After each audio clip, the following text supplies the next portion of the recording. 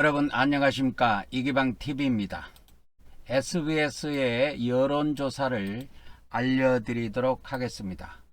5월 7일 저녁 한 9시경에 SBS 뉴스를 통해서 발표된 내용입니다.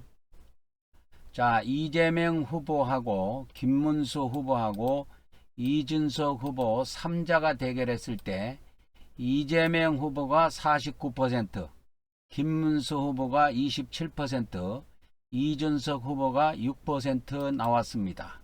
그리고 투표 후보가 없다, 모르겠다, 무응답을 전부 다 합해서 17%로 나왔습니다. 이재명 후보와 김문수 후보의 격차는 22%나 됩니다. 그리고 한덕수 총리와의 3자 가상 대결에서 이재명 후보는 49, 한덕수 후보는 30, 이준석 후보는 6%로 나타났고 부동층은 15%입니다. 그래서 한덕수 후보와의 3자 대결에서는 이재명 후보와 한덕수 후보의 차이는 19%가 되겠습니다. 그러니까 김문수 후보하고 한덕수 후보의 차이는 3% 정도 나지요. 자, 중도 성향을 좀 알아보도록 하겠습니다.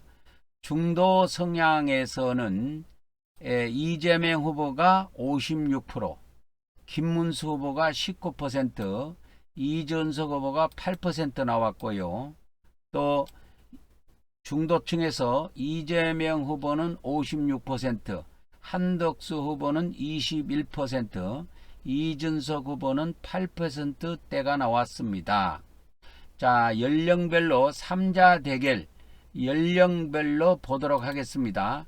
이재명 후보는 20대 이하, 30대, 40대, 50대에서 우위를 보였고, 김문수 후보는 70대 이상에서만 오차 범위 밖에서 우위를 보였고, 60대의 지지율은 이재명 후보와 김문수 후보의 두 차이가 크지 않은 걸로 나타났습니다. 그리고 이준석 후보는 20대 이하와 30대에서 각각 19%와 15%로 조사가 되었습니다. 그리고 권역별로 보면은 이재명 후보는 TK, 그러니까 대구 경북을 제외한 모든 권역에서 김문수 후보를 앞섰고, 김문수 후보는 TK, 그러니까 대구 경북 지역에서만 이재명 후보의 지지율보다 높게 나타났습니다. 그러면 한덕수 총리와의 3자 대결의 경우에서는 이재명 후보는 20대 이하, 30대, 40대, 50대에서 오차 범위 밖의 우위를 보였고, 한덕수 총리는 70대 이상에서만 오차 범위를 넘어서 앞섰습니다. 그리고 60대의 지지율은 이재명 후보와 한덕수 후보 두 후보 간의 혼전 양상을 보이고 있습니다. 이준석 후보는 20대 이하와 30대에서 각각 17%와 13%를 기록하였습니다. 이재명 후보는 권역별로 보면 서울, 인천, 경기, 호남, PK는 부산, 경남입니다. 그리고 강원, 제주에서 앞섰고, 한덕수 총리는 TK, 그러니까 대구, 경북 지역에서만 앞섰습니다. 그리고 두 후보 다 충청도에서는 39%로 팽팽한 줄다리기를 하고 있습니다. 그 다음에 주요 정당과 무소속 후보를 대상으로 내일 대선 투표일이라면 누구에게 하겠는가 했을 때 이재명 후보는 48, 김문수 후보는 17, 한덕수는 16, 이준석은 4%, 이낙연은 2%로 조사됐고, 기타 후보 1%, 부동층은 12%가 되겠습니다.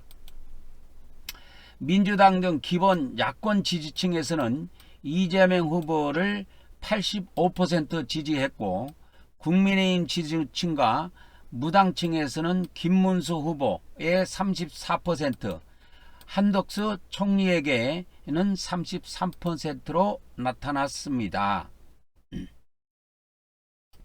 그리고 김문수 후보하고 한덕수 후보의 단일화에 대해서도 물어봤는데요. 김문수 후보가 26%, 한덕수 후보가 27%로 나타났습니다. 단일화를 해야 한다는 응답은 42%, 하지 말아야 된다는 응답은 32%로 나타났습니다. 그리고 김문수 후보하고 한덕수 총리 간의 단일화에 대해서 물었을 때 단일화를 해야 된다가 42%, 하지 말아야 된다가 32%로 나타났습니다. 그리고 김문수 후보와 한덕수 후보의 단일화에 대해서 국민의힘 지지층과 무당층 지지층 467명을 따로 떼어서 단일화에 대한 의견을 살펴보면 단일화를 해야 된다고 하는 것은 73%고 하지 말아야 된다는 건 11%가 되겠습니다. 그리고 두 후보 간에 단일화를 한다면 누가 더 단일화에 적합한 후보가 되겠는가 했을 때 김문수 후보가 26, 한덕수 후보가 27%로 오차범위 안에 있습니다.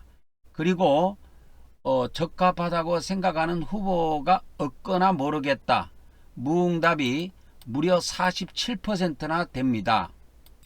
그리고 국민의힘의 지지층과 무당층의 의견만을 따로 떼어서 살펴봤을 때에는 김문수 후보로 단일화를 해야 된다가 29, 한덕수 후보로 단일화를 해야 된다가 47%고 그렇게 해서 한덕수 후보가 오차범위 밖에서 앞서 있고요. 또 단일화를 해야 한다고 하는 422명의 응답에서도 35%는 김문수 후보, 53%는 한덕수 후보로 단일화를 해야 한다고 그렇게 지지 의사를 밝혔습니다.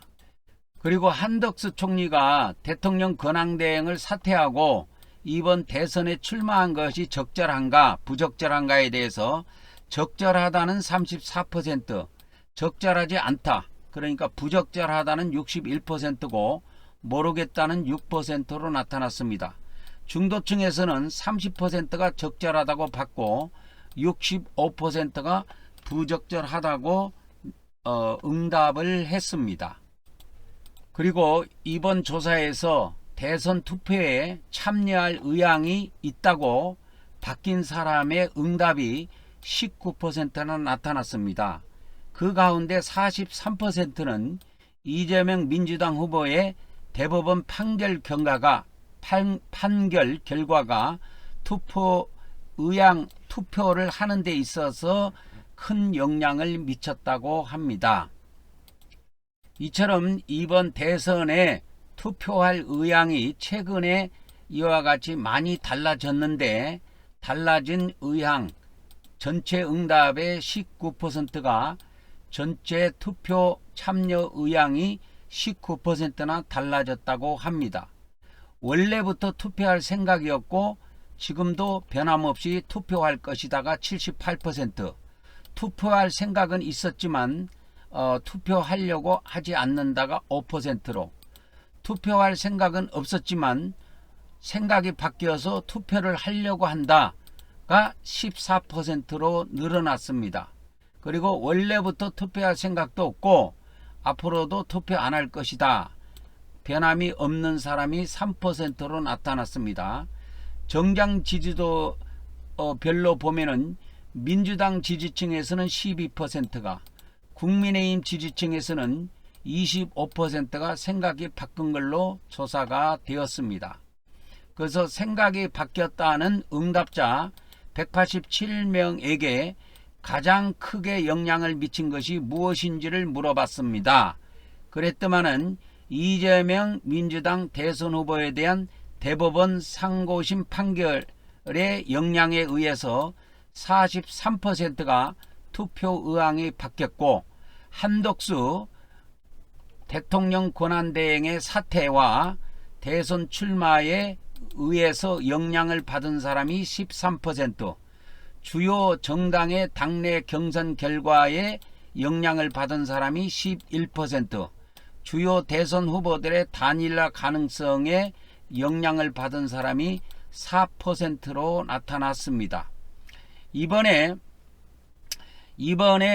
투표의 대선의 투표의 구도는 정권 재창출이냐 36%, 정권 교체냐 했을 때 정권 교체가 월등하게 높습니다. 20%나 더 높습니다. 56%로 나타났습니다. 정당 지지도는 민주당이 46, 국민의힘이 33, 조국혁신당이 2%, 개혁신당이 3%, 진보당이 1%로 나타났습니다.